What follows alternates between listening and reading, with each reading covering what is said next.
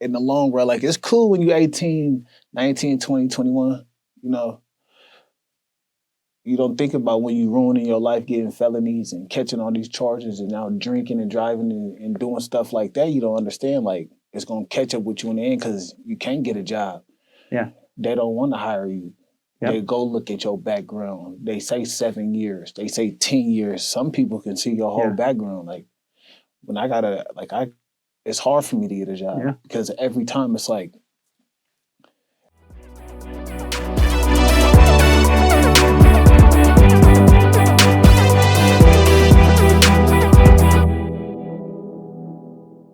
Welcome back to Conversations. This is Skyler Talbott, and we're here where we share my connections, stories, and key learnings in hopes of giving back to the next generation.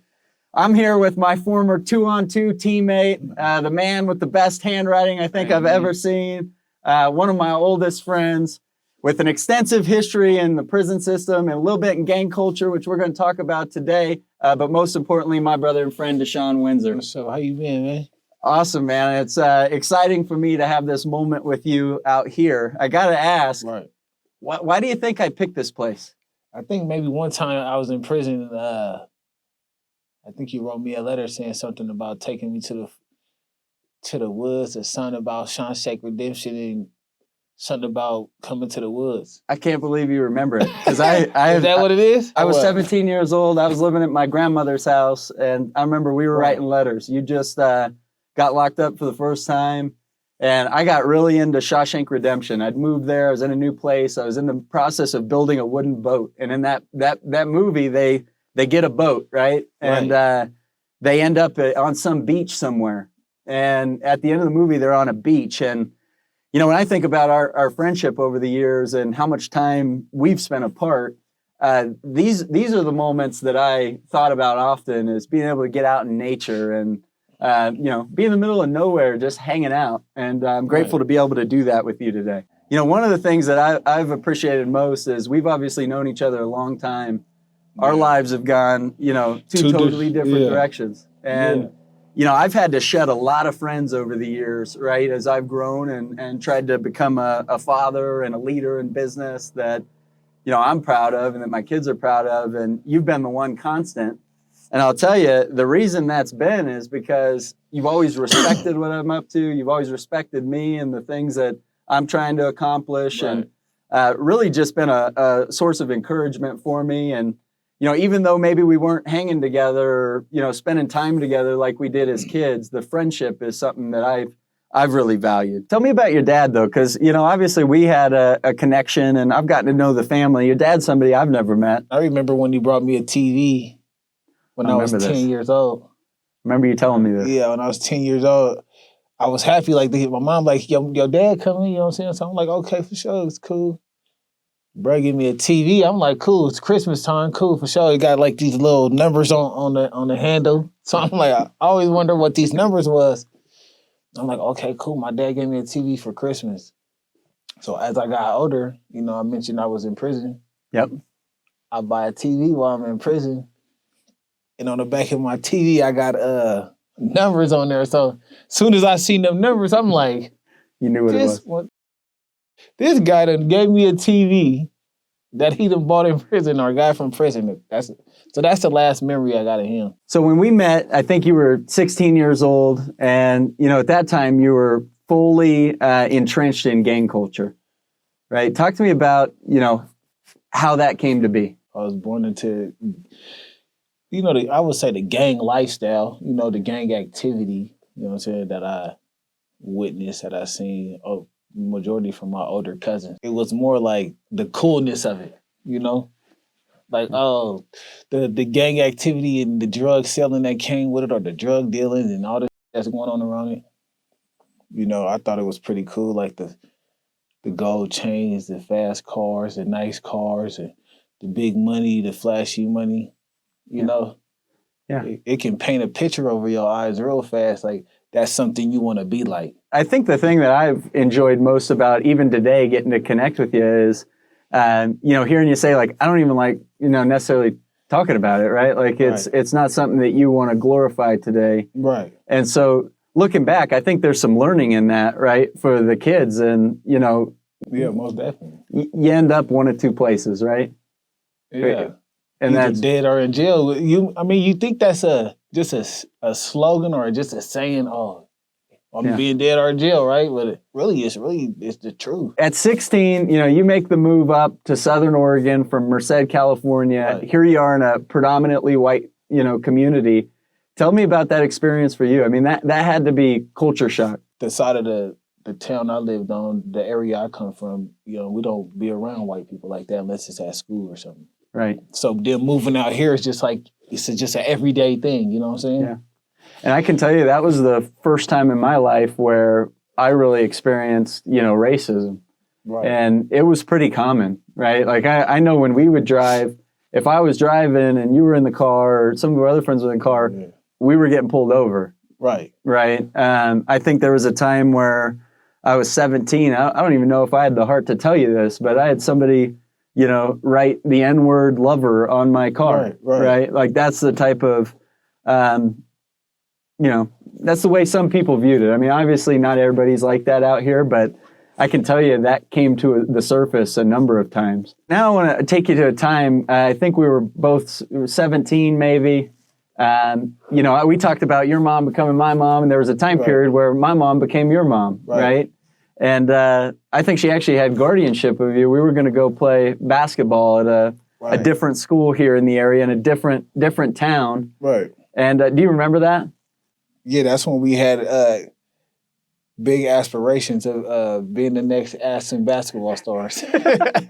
But it never worked out that way because they told your mom that I couldn't go to school out there. Yeah, which to me, and I remember, you know, my family was devastated because here you were, it was totally acceptable for you to go to a school in the same school district, but 15 miles down the road where you're a resident, my mother has guardianship, and they didn't let you in. It was just like a no.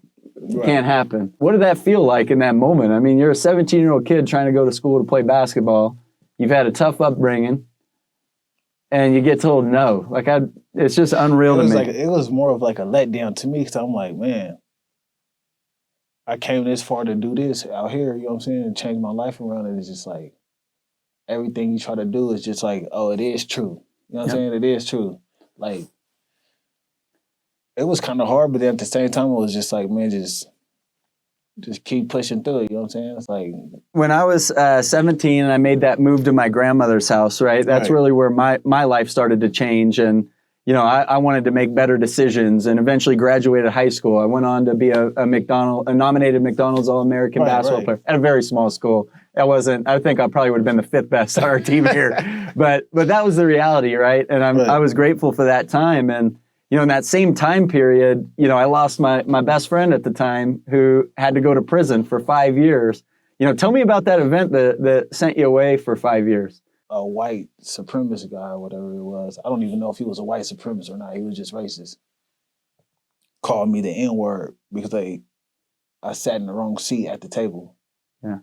Or I wasn't allowed at the table or something like that. And here you are, an 18-year-old kid in here with grown men. 31 years old. Yeah. Yeah. I remember your mom telling me you felt like you were fighting for your life. You were surrounded by, you were the only, you know, black guy surrounded by all these white guys. And, you know, here he'd called you the N-word, something happened with the food, and next thing you know, you get in a fight.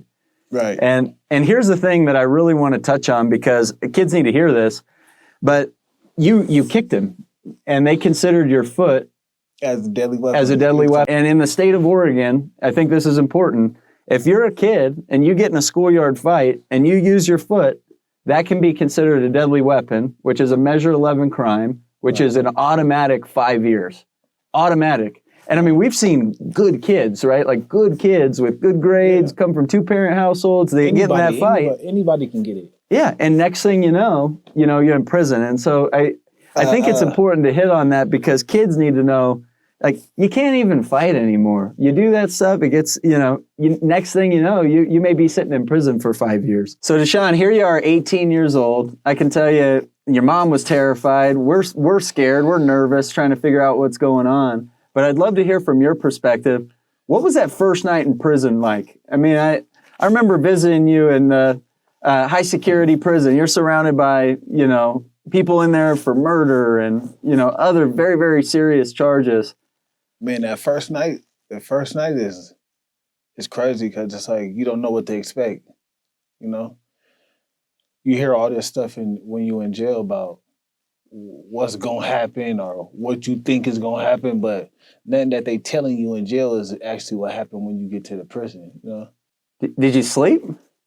I slept, but I didn't sleep until the other person went to sleep. Got it. You know, because of what I thought of what I heard. I didn't know what was true and what I believed in. I only knew from what I heard about from what my cousins, from what I heard from my cousins. Got it. But my first night, it was scary, but then at the same time, it was all right. So at what point did you settle in? It took me at least maybe a month and a half, 2 months. You spent extensive time in solitary confinement. How did that affect your mental health? Man. I mean, and I even remember at 18, going to see you in Southern Oregon, and Right. you'd been in 60 days. Yeah, solitary confinement, man, that's a thing in itself, It take a strong person to be in solitary confinement because it's 23 hours a day, Sometimes it's 24 hours a day, Right. depending on who working. Back then it was, the jail was kind of racist, so they treated you kind of different sometimes. Sometimes you'll come out for 5 minutes and they'll tell you your time is up. So, I was in solitary confinement for a lot of the time was because of how I did that dude when he called me the N-word. Right. They was pretty mad about that because, he got hurt pretty bad. Yep. So they kept me in solitary confinement for a safety and security thing. So, but in prison, I went to solitary in prison into the hole for fights. Is there any, looking back now, I mean, obviously you're a lot older, you're in a different place in your life. When you look back on that time period, is there any decision or key moment that you wish you could change? The thing I wish I could change in life is taking the gang member mentality and the gang member role. You know what I'm saying? And bringing that out here. Yeah. When it was never necessary to even be out here like that. You know what I'm saying? Yeah. It's not like I came out here full-fledged and just even having a little inkling of, bringing that here. I know where I came from. I know my roots. I know my background. It's not something that I had to prove out here in the beginning. Yep. It's not that I do it now. It didn't have to be something I had to prove. Right. I know what I am. You know what I'm saying? One thing I want to tell you, man, I love that you say that because to me it shows your growth, right? Like I remember talking to you when you were locked up many a times, and I'm talking to my old knuckleheaded, hard-headed friend that I grew up with. Yeah. And I think it's amazing, and I want to make sure to recognize you for that, that you're willing to speak about it in that way. Right. And that's what can help people, right? That's what this show is really all about. I wanted to ask you, I mean, obviously I was very close to your nieces and nephews, even more so than your kids today, right? Like they're my nieces and nephews. I remember you were locked up plenty of times, getting them school clothes or, swinging food by the house. And so I wanted to ask you, like, what was that experience like for them? And what did you tell the kids? I know Malia too, your oldest daughter. Right, it was hard on them. Yeah. Because I'd be there, then I wouldn't be there. Then I was always on the phone, always on the computer screen, So it was more like trying to explain to them and get them to understand something that they probably in their life would never understand. You know what I'm saying? It was most of the time like, hey, I'm at work. Yeah. You know what I'm saying? Our daddy would be home, he just gone to work. Yeah. You know what I mean? But as they got older, they started understanding. Like, you ain't at work, you in jail. When you look back on your life, DeShawn, I mean, and here you are sharing your life story, you weren't set up for success. You were born into a gang in a lot of ways, or gang culture in a lot of ways. Right. Your father was in prison. Your mother, you talked about that earlier. And then you move up here to Southern Oregon. I want you to think back and everything that you've learned. What would you tell your 15-year-old self now? To take the opportunity, because coming from where I come from, you don't really get too many opportunities to make it out. You know what I'm saying? Mm-hmm. A lot of my friends and family, they still out there,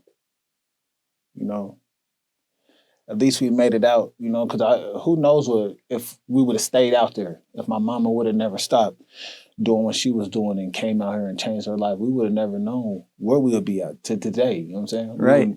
Dead or in prison. If I could come out here and do all this time, whether it was right or wrong, you know what I'm saying? Who knows what I would have been doing out there when it's way different than out here. You know what I'm saying? Yep. That's how I look at it. Well, you know, I appreciate you sharing your story today, and I just want to ask you, like, where do you go from here? I mean, I've loved getting the phone calls from you, and what I'll tell you is I'm seeing somebody different this time, right? You've been released back in the world, and I know it's hard. And why don't you talk about that real quick? I mean, re-entering society with a felony. Because I think that's what's important for kids to hear. When you're 18, you don't think about the decisions you're making then and how they impact you long term. What's about to happen in the long run. Like, it's cool when you're 18, 19, 20, 21, you know. You don't think about when you ruining your life, getting felonies and catching all these charges and now drinking and driving and doing stuff like that. You don't understand, like, it's going to catch up with you in the end because you can't get a job. Yeah. They don't want to hire you. Yep. They go look at your background. They say 7 years. They say 10 years. Some people can see your whole background. Like, when it's hard for me to get a job because every time it's like, they email you your whole criminal record, or you but think about it this way, DeShawn. It's not even 18, right? Like kids need to know at 15, right? Like you're being tried even before then, but you hit 15. I mean, you catch a measure 11 from a schoolyard fight, or you make a mistake, and next thing you know, you got a felony, right? It's 7 to 10 years before you can get a job, you know, that's a typical job. Like, it's very, very difficult. And I think people need to understand that and hear that, right? You make a decision as a kid and it could impact your entire life. What's next for you, knowing that it's going to be an uphill battle? Like, getting out and staying out in the same environment where you were when you were put in, without opportunities around you, just thinking about employment. Like, what's next for you? Because I don't want to see you back in there. And it's important that you hear it from somebody that you care about. We don't want to deal with it anymore. We care about you. We love you. We support you. We want you here. I think more like entrepreneurship. Yep. Yeah, absolutely. I mean, you've been telling me about the cargo. I mean, you got to. Like, I'm trying to get into the cargo van business, box truck, you know, things that can make you a millionaire one day, make you able to reach your goals as to becoming a millionaire, you know? Stuff that you can do that is not keeping you in the rat race. That's the type of stuff that I'm looking to do, because trying to just get hired by people and working minimum wage, you'll never get to that point in your life. Yeah, it's hard to survive. You'll never get to that point in your life, and that's not what I'm trying to do. Even though I got felonies and I lived a life of crime, you know, I got kids now. You know what I'm saying? Like, that's what's cool to me, is working. Yeah. Making something of my life, you know what I'm saying, or trying to become something. What do they say? Fatherhood is the only hood I'm from? You know what I'm saying? That's the only hood you need to be from. Because if you ain't trying to sit in a bathroom for 23 hours a day, you need to figure out what type of crimes you want to commit. You know what I'm saying? Well, go sit in the bathroom for 23 hours and then tell me if you want to commit a crime or not. Yeah. Because that's where you're going to be sitting when you commit that crime. Well, I appreciate you sharing that. And DeShawn, I know these were a lot of tough topics today. And, you know, hearing about your brother and your experiences growing up and going into prison. And one thing I admire about you is, in a way, you're taking a very tough situation and a very tough time period for you. And through this series of conversations, you're giving back the learnings and the experiences. So maybe one person hears it and doesn't have to go through what you've gone through. And to ultimately find success, which I want to tell you, I'm rooting for you. I'm cheering for you. I know you can do it. If you enjoyed this episode, please make sure to like, comment, subscribe. We'll be back in the near future with new guests and more key learnings for the audience. DeShawn, I love you, my man. Yeah, man, most definitely. Yeah, it's good to see you. Good to have you out. You better stay out. Most definitely. All right, man. I love you. Love you too, bro.